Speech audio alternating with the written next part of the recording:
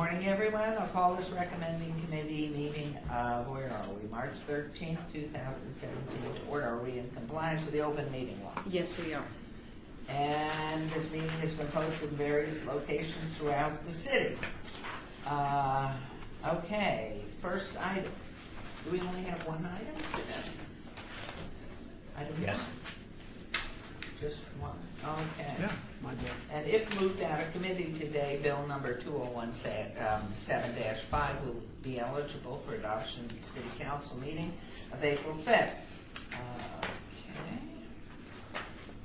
Bill number 2017-5, possible action, amends the downtown centennial plan to replace the list of permitted uses for the arts district with a reference to land use tables for Title 19.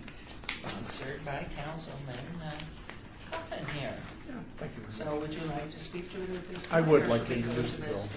I'll introduce the bill. Well, I'll tell you what, Tom, if you want to make the brief intro on the technical aspects of it, and then I'll speak for it. Sure, I'd be happy to, Your Honor. For the record, Tom Farrago, Planning Director. It's pretty simple, just what you said. The 18B Arts District in the Downtown Centennial Plan, while it follows Title 19 in all other regards for zoning, it's the only district in the downtown that has its own use table, and what this bill would do would eliminate that use table and just defer to Title 19 use table like every other zoning district in the city. And Yeah. Mr. Steve, do you have anything to add to it? Or Mr. Sanchez, either of you? I noticed a few came in. If you need your parking, your garage ticket validated, you're done. Okay, thank you. All right, so please. Thank you, ma'am. The reason I asked for this bill was 5 years of experience of trying to exist with the zoning requirements on 18B, which disallowed anything except what was on a list. And by so doing, people 10 years ago, 9 years ago, who created the 18B and the legislation, drew up a list of permitted uses that they thought that this is what we want, not thinking about what might be wanted later. And rather than going through the usual process, what had to happen is that every time somebody brought in a business that they might want it, no objection, they had to go through the 3 or 4 month process, sometimes longer, of a text amendment to the ordinance. So after suffering through this for a person who wanted to hydroponically grow small vegetables for fine dining and having to go through a text amendment process that lasted 4 months, and for a small medical marijuana dispensary application, had to go through the long range, which neither one obviously had any real objections from the people who are running the businesses in the 18B. I realized that this is clumsy. It really amounts to anti-competitiveness because it just keeps people out as opposed to getting people in. And so it's not really good for the growth of the area.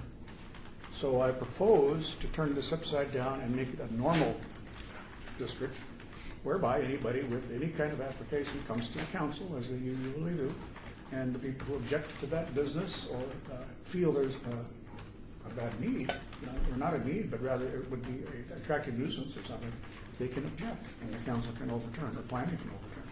So I think if I have not misspoken, essentially I have digested it. The purpose was what I illustrated. And the only solution that we saw was to do this. Now, if someone wants to put in something like another used furniture store, which used to pollute that area, Tom, they have to come for an application like any other business, correct? That is correct, Councilman. Of course, it depends on their zoning and what they're asking for. It would require some form of review by the city, likely a special use permit, or some might be over the counter. But yeah, there would be. They would have to come to the city. And would they come to the council rather than just the planning? Again, it would depend on what zoning district they have, and then what's allowed in that zoning. Some of those, and maybe Mr. Summerfield can speak more specifically to that. But again, like I said, it depends what the zoning district is and what they're asking for. Some of it's permitted, some of it requires a conditional use permit, some of it requires a special use permit. I have a question. So right now, a used furniture store is not permitted. Is that right? Used. Depends Do on you the- want to come up and depends on the- respond and announce Depends on the yourself to the zoning record, district, please? but I don't have the table in my Hi, head, Mark. much as Mr. Summerfield does. Robert Summerfield, for the record, Mayor, for you. So if it's secondhand, so if it's used, then it requires a secondhand is the use. It doesn't matter if it's furniture or whatever it is. And that would, generally speaking, per the zoning code, that does require under Title 19 a special use permit for secondhand stuff. There are some exceptions and conditions. Otherwise, it could be, as Director Perico mentioned, it could be a conditional use permit in a few districts, and then they still have certain conditions that they have to meet to be eligible to get that use approved and then go through the licensing process. And if I may, Councilman, also, how about repair unique somethings for cars? We have so many shops down in 18B that are car repair, remodel, fix-up shops. Again, Mayor, so depending on the zoning, so for instance, typically C1 is pretty predominant in the Arts District. In that district, there's a certain level of auto-centric stuff that you can do under a C1 zoning district that's conditional, and then there are other things like repair, like transmission repair, and some of that higher intensity activity that does require a special use permit. And again, auto stuff has conditions applied to it, and they have to meet those conditions in order to operate the business. If they can't meet those conditions, then they do require a special use permit, and then would have to come before planning commission and or city council for Okay, approval. and is that notification given to the council person of Ward 3? Always? And notification if there is a use permit established, not if it's conditional use. If they meet all conditions and it's a conditional use, that doesn't, our code doesn't require notification. That's just done over the counter. They submit a business license. We review the license for conformance with any of the conditions. Provided they meet those requirements, then that is approved. However, if they don't meet those conditions and still wish to pursue it, then that's when they do need a special use permit. And whether that's heard just at planning commission or elevates to city council, the council offices are notified when those applications go If through. they in fact went just to planning because of the permission that's granted under Title 19, would he still, or whoever is Ward 3, would they be notified that it had cleared planning? Not necessarily. Again, if it's something that's That's allowed all right. within that zoning, typically they just come in and move on with business, because it's already been determined that that's an acceptable use within that. The reason there's district. used furniture stores there now is because they were there before 18B was created. So, and frankly, the storefronts have been taken by other businesses. It's just too darn hard to predict what you're going to want in an area. So, for example, there are some that probably people object to because maybe they just don't like the profession or because there's too many of them. I mean, there's bail bond, there's pawn shops, there's payday loans, and sexually oriented businesses. Think of 4, let's say. They all require permitting. They all require permitting and or perhaps automatic denial, depending on the spacing. So I'm thinking that in essence, the ones that people don't really like are going to always have to come to council. Frankly, your used furniture is different than mine, and if it doesn't reach antique standards, it might be mid-mod, which is really not antique, not at all. But in fact, is used. Just happens to be cool, and whatever's cool, it's going to get to. So I think that's kind of. I did not try to foresee all the objections. I think I more along the line figured that trying to handle and see it all in advance is like trying to draw up ATV in the beginning when you tried to figure out what you wanted, and then to hell with everything else. And that's no way to run a railroad. So, And to your point, Councilman, I think I counted up about 16 or 18 changes that have occurred in the last 5 years. So it's a constantly changing, moving target on that. time consuming. It's very hard for people who are trying to get financing and trying to get a lease, and they can't get a spot. They can't get a landlord that's willing to wait. And frankly, the rents are so high, a lot of those low-end, low-rent businesses are not going to be able to locate anyway. So anyway, thank you. That's the extent of my testimony, but I'll be happy to Okay, let's answer hear your from the questions. public then. Thank you, Mr. Summerfield. This is public hearing, so anyone who wishes to be here on heard of this, please come forward and state your name for the record. Or names, as the case may be. I think I recognize this young man. Hello, I'm Derek Stonebarger, live at 1240 8th Place, downtown, the Shawnees Park District, and I'm the newly elected board president of the Arts District. So myself, I have mixed emotions about lifting the use restrictions. As a business owner who originally wanted to start a bar that was just an antique store that served beer and wine, I found that I couldn't actually do that because you can't get the beer and wine license. This is just one example. You can't get the beer and wine license in the Arts District the way that the way that everything stands. So I really wanted to be at our location. I had a fabulous landlord who was willing to invest some time with me to get it open, and we decided to make it a full-blown tavern, which has worked out great because we're an antique store and a tavern.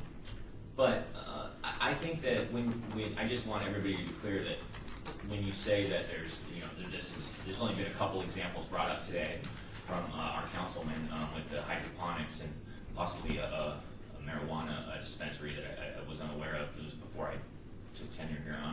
But there's so many that probably that actually just don't come. They just don't move forward because when people find out that like for example, we had to invest a lot of time and a lot more money to buy a bigger tavern and put in more floor drains. A lot of people aren't going to do that. They're just going to go, hey, I can move down the street 1 block where I'm outside the Arts District, or I'll do it somewhere else.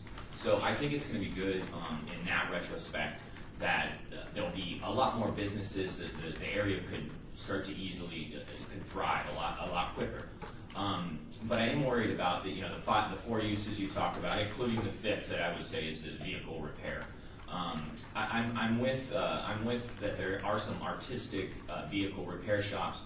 There's a couple motorcycle places that have tried to come in. There's Main Street Moto, which is an amazing owner-operated shop. I just think that all these, there's nothing to do artistic with bail bonds or check cashing. I mean, the only thing artistic about that is like how much they can rip people off basically with their interest. So I'm just worried that the city's spending so much and it's going to be so amazing on the Main Street couplet that these bail bond shops and sexual oriented businesses are going to be able to just kind of they're going to be able to work their way in there. So that's really the thing that I've been concerned about is bail bonds, check cashing, SOBs, pawn shops, and general vehicle repair and sales. So that's basically my 2 cents. Thank you for hearing me. Well stated. I'm Becky Miller, and I am a property manager, business owner, and property owner down in the Arts District. I have a significant block of Main Street. I have 11 properties down there. And what Derek says is correct. It has been difficult with the special use permit to get in things like coffee roasters and the awesome bicycle shop that finally was able to get in and get Derek in. And I've actually had to turn away a number of businesses because of the special use permit. However, that said, it has made my job in making that section of Main Street, as awesome as it is, so much easier because we have this list in place. People would call in and they would say, well, I want to put in a head shop. Sorry, it's not on the use permit. I want to put in bail bonds. And just get very difficult, and it's much easier as a property owner, property manager, to keep the area clean when we can just say, sorry, it's not on the list. You will need to go through approval in order to get it done. And then it keeps out a lot of these, what we consider undesirable businesses that are not arts related. And what I've heard in some of the council meetings and some other events that have gone on when we've been talking about this special use list is what what Councilman Coffin had said. Well, you'll get your chance to deny these businesses, but we do not get that chance. There is a way, and there's always a way of getting things through without raising any flags, and it has happened. We actually had a bail bonds in the Arts District. They eventually moved out in 2 years. How they got in?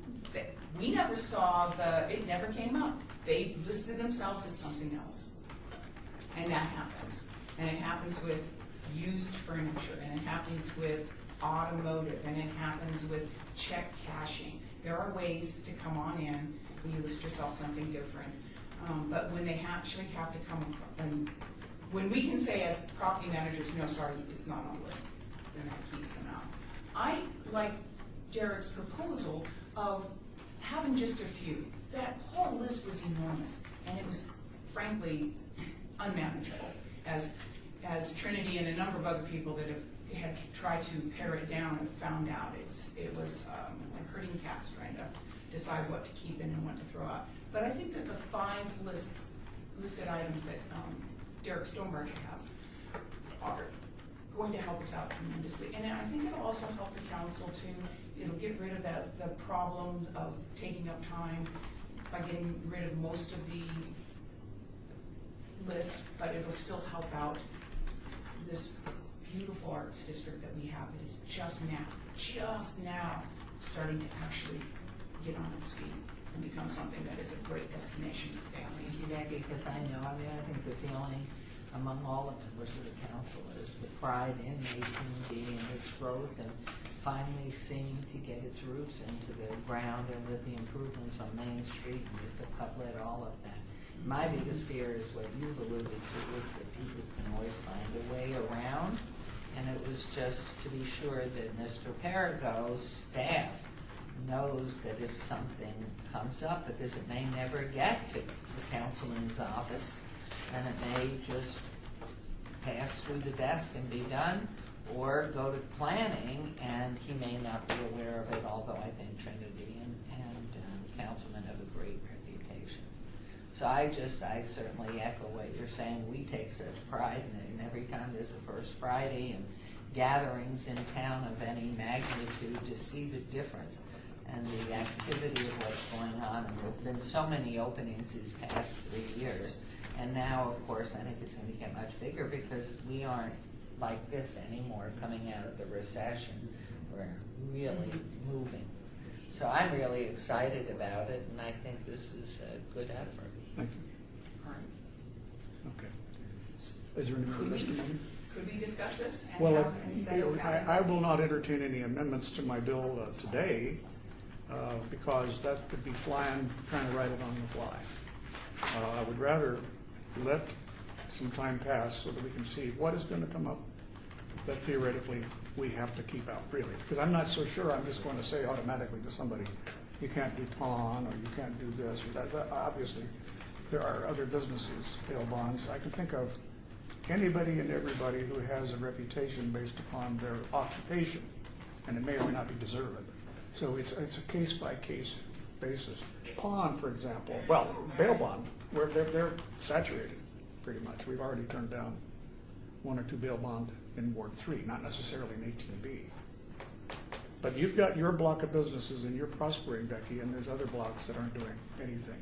But but there would be potential for bail bonds to be on Main Street. And you're one of her tenants. Yeah.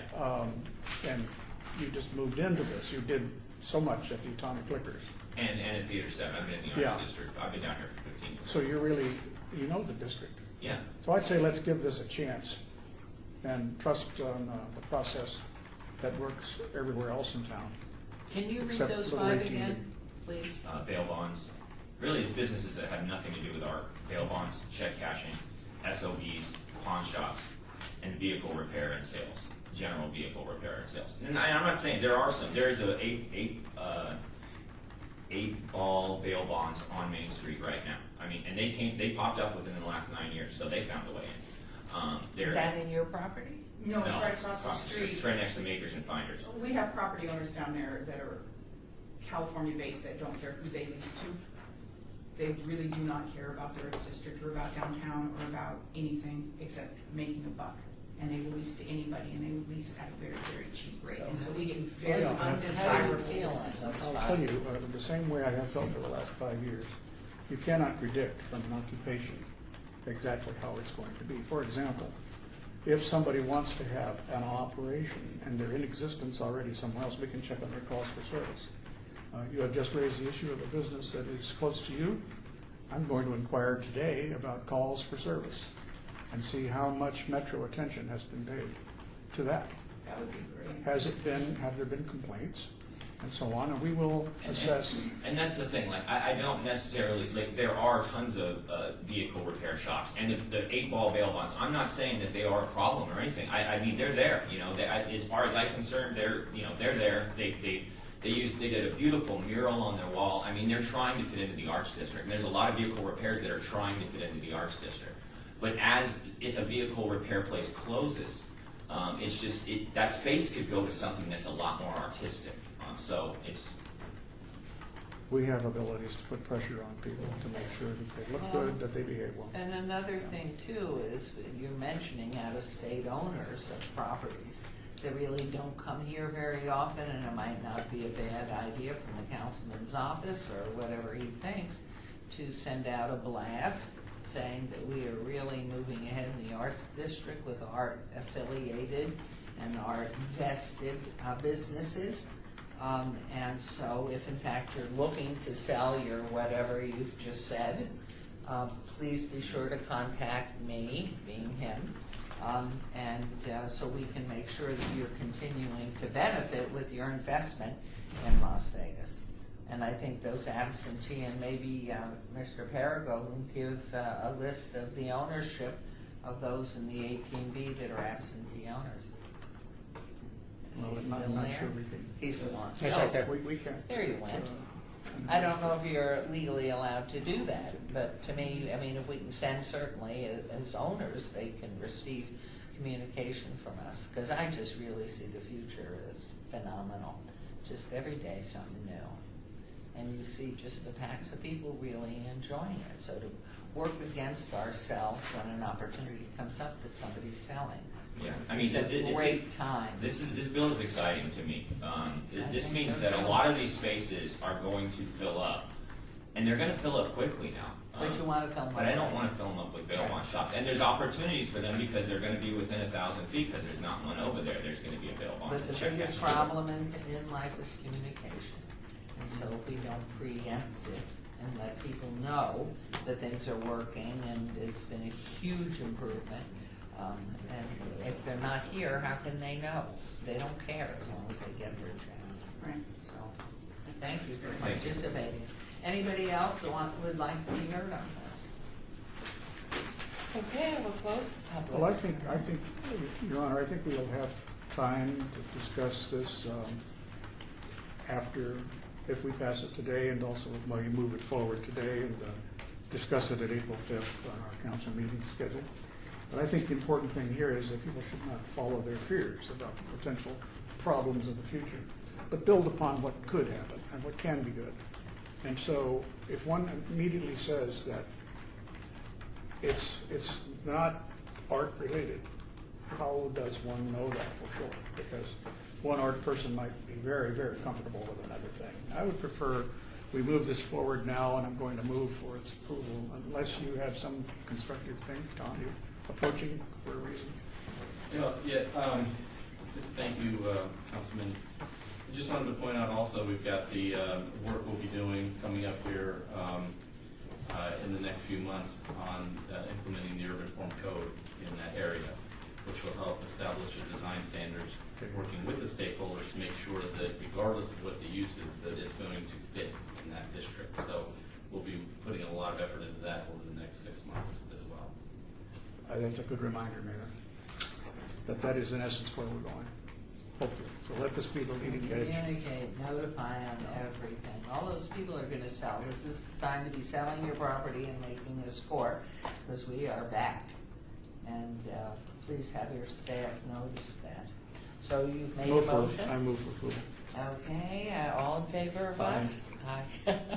So this will move on to the April 5th City Council. And I think that was our only agenda item, so public comment time, and I see we have two new gentlemen who've come in. So did you have public comment? You wish to come forward if you would take a seat? Well, I apologize for coming in late. They just came in because it was warm. Yes. You thought we were having a party in Suriname. Exactly. And again, I apologize for coming in late. I assume that we're in the process of either You have to supporting. announce who you are, please. Beautiful. Robert Real, TR Las Vegas Group. I have properties within the Arts District as well as outside the Arts District. And wanted to come here just to show our support for Councilman Kaufman's proposal to go back to code enforcement or code-based uses instead of the restrictions of the overlay. And Do you need your ticket validated? yes, I do, ma'am. Well, if you will just step into the front office, the clerk's There's two office, people in the they'll back get who it. will punch your ticket for you. No, we appreciate that. We've been working for a long time to see that happen. We think it's the best way to enhance the properties and to be able to take advantage of the market as it is now and make some good positive strides. And before you came in, I think one of the things that's most important is to communicate to the people who don't live here, who own property, because they want to sell and they want to make a score. And the thing is that we would like to see that district really solidify in the arts. And so some of the things that were brought up before you got here, which you know about because of Councilman's move anyway, is really, it's just doing great, and we see nothing.